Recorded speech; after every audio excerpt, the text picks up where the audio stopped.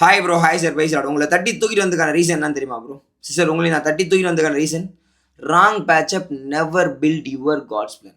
அதாவது தவறான உறவு முறைகள், தவறான ரிலேஷன்ஷிப்பு உங்களை உங்களை குறித்து ஆண்டர் வச்சிருக்க திட்டத்தை வளரவே விடாது. இதுக்கு தான் அவர் உங்களை தட்டி தூக்கின்னு வந்தார். திரும்பியும் போய் தூக்கின்னு அந்த தட்டியை கஷ்டப்படுத்துன்னு திரும்பி போய் அங்கேயே பேட்சப் பண்ணால் எப்படி ப்ரோ? ராங் பேட்சப் வேலைக்கு ஆகாது ப்ரோ. என்னடா ஒன்றுமே புரியலடா அப்படின்றீங்களா? நான் பேசினா புரியாது. வார்த்தையில் ரொம்ப தெளிவாக பேசுவேன். ஓகே, திட்டம் நடக்கணும்னா சத்தத்தை கேட்டு நடக்கணும். நான் வார்த்தைக்குள்ள போகிறேன். என் வார்த்தை கிடையாதுங்க, என் சத்தம் கிடையாது. என்ன மாதிரி சான்றவங்களுக்கு ரொம்ப தெளிவாக என்கொன்ற நான் விசுவாசிக்கிறேன். வார்த்தைக்குள்ளே போயிடுறேன். ஓகே, அன்பின் தேவனே, அவங்களோட இடைப்படுங்க. லேவியராகமம் 20ஆம் அதிகாரம் 26ஆம் வசனத்தில், கர்த்தராகிய நான் பரிசுத்தராய் இருக்கிறபடியினாலே நீங்களும் எனக்கேற்ற பரிசுத்தவான்களாய் இருப்பீர்களாக.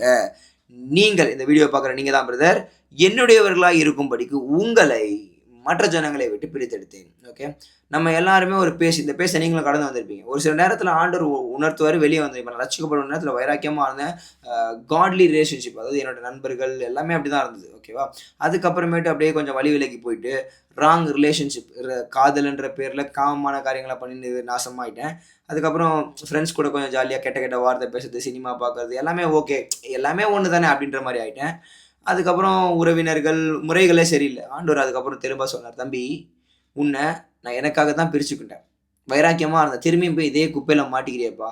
ஓகே, பண்ணி என்ன தான் குளிப்பாட்டுலாம் வைக்க முடியாது, பண்ணியை திரும்பியும் போய் சேர்த்துல தான். அது மாதிரி தான் இன்னைக்கு கிறிஸ்துவுக்குள்ளே இருக்கிற நம்ம பரிசுத்தமாக வாழணும். அதுக்காக தான் அழைக்கப்பட்டிருக்கோம். அதுதான் உண்மை. சாவர வரைக்கும், அவருடைய வருகை வரைக்கும். This is the calling for everybody. Brother sister, இந்த வார்த்தை நீங்கள் கேட்டுருக்கீங்கன்னா, so please be aware about the holiness. Okay, உங்களை ஒரு ரிலேஷன்ஷிப்லேருந்து, அதாவது நீங்கள் லவ் பண்ணுற பொண்ணு, லவ் பண்ணுற பையன் தான் ஆண்டு பிரிஞ்சு வந்துட்டு நல்லா இருக்காது அப்படின்றாருனா வந்துருங்க, இல்லைன்னா நாசமாக போயிடும். அதான் உண்மை. Okay, so many breakup, so many rejection, so many failures I attempt in my life. Why God if I am asking, I saved யூடா. நான் உன்னை சேவ் பண்ணியிருக்கேன்டா, என்னடா நீ என்னையே வந்து கேள்வி கேட்குறேன்னா புரியுதாண்டவரே. நேற்று கூட நினச்சேன், வாவ் காட் சேவ் அப்படின்னு சொல்லி. கர்த்தர் நம்மளை குறித்து வச்சிருக்க திட்டம் ரொம்ப பெருசு. அந்த திட்டம் வேணும். நான் ராங்கான ரிலேஷன்ஷிப் கொடுப்போம். ஒருவேளை உங்களுக்கு உணர்த்தப்பட்டீங்கன்னா ஜோமன்ட்டு நவுந்து வந்துருங்க. கஷ்டமாக தான் இருக்கும், இல்லைன்னு சொல்ல, நம்ம மனுஷனாக வாழ்ந்துருக்கோம். ஸோ அதனால் please move away from that. Okay, ஒரு குட்டி ஜெபம் பண்ணிட்டா, என் அன்பின் தேவனே, கர்த்தர் நீர் பிரித்தெடுத்த அந்த இடத்துல இருந்து வந்துட்டாங்க அப்படின்னா திரும்ப அவர்கள் அங்கே சேரக்கூடாதபடி கர்த்தர் நீங்கள் பாதுகாத்துக்கொள்ளுங்க. வெளியே அடிச்சிருக்கான்ற கம்ப்ளீட் என்கவுண்டர் அவங்களுக்கு கொடுங்கான்ற. பிசாசானவன் எந்த ஒரு திட்டத்தையும் மீண்டுமாய் பேட்சப் ஆகுது. நிறைய பேர் பிரேக்கப் பண்ணுறாங்க, டெலீட் பண்ணுறாங்க, பிளாக் பண்ணுறாங்க, திரும்பி அன்பிளாக் பண்ணிட்டு போய் திரும்பி பேட்சப் போகிறாங்க. ஸோ ப்ளீஸ் அது எல்லாத்துலேயும் பலத்தை கொடுத்து உங்களை பலப்படுத்தி இவங்களை குறித்து வச்சிருக்க திட்டத்தை நிறைவேற்றும்படியாக செபிக்கிறான்.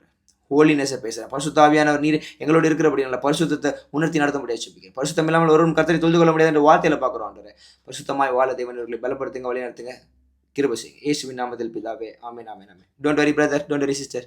இதனால எல்லாம் கர்த்தருக்கு சோதரம். ஹோலியாக இருங்க, ஹோலியானவரை பற்றி